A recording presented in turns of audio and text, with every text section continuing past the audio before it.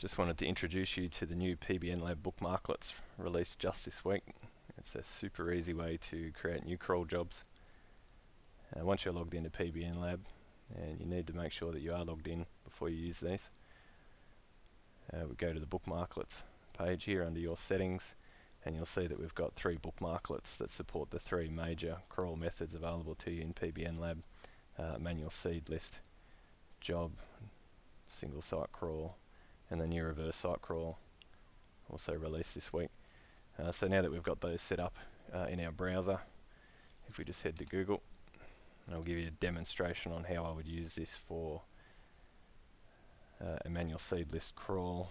So let's say we wanted to crawl abc.net.au for healthcare links.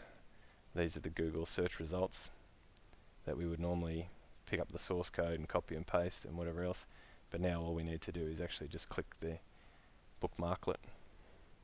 And if you're not familiar with those, it's just a small piece of JavaScript that when you click it, it fires off on the page that you've got open in your browser at the time. So what it does, it pulls the links out of this page and posts them across to PBN Lab, and you can see that we've actually queued up 102 seed URLs here on our manual seed list job.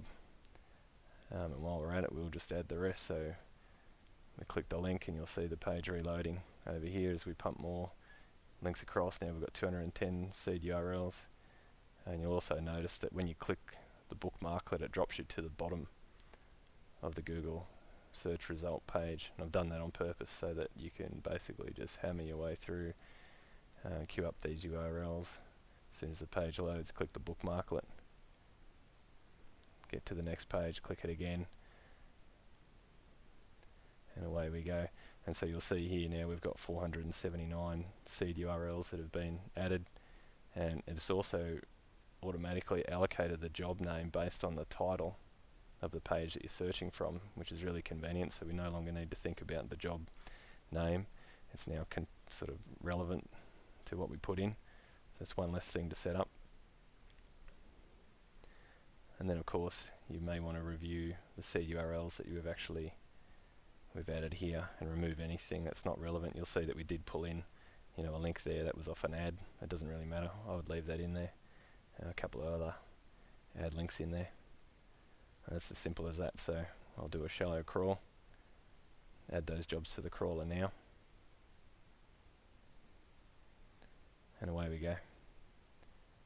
So to demonstrate the single site crawl, I would probably go for something like an aviation directory. My favourite use for the single site crawl are directories, because they link out to a lot of different domains, and ideally that's what you want to find, the expired domains, or the dead links rather, to those. So there's a whole swag of aviation directories here that we want to pick up.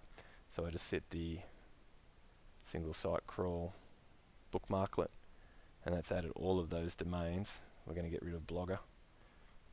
You need to use a bit of common sense, of course. Get rid of that, but you have a look at the sites that we've loaded up here. We do a crawl of each of these sites.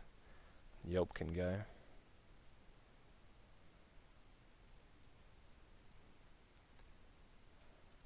They're good to go. That just loaded up 95 single site crawl jobs to do in basically one hit. There's a few in there that we should have gotten rid of, but for demo purposes we'll move on. And so for the third demo I give you here would be for a reverse site crawl. So something like this: plastic surgeon, New York City, and these are guys right now ranking for New York City plastic surgeons. I'm on google.com, even though I am an Australian. So I want to add these jobs to the crawler as a reverse site. Same thing again, let's just click the bookmarklet. We've landed ourselves here on the reverse site crawl page, is where the data's been posted to. Same bag again, go through and remove jobs that would render no value to you, and boom, away you go. And that's how we do it. Thanks for watching.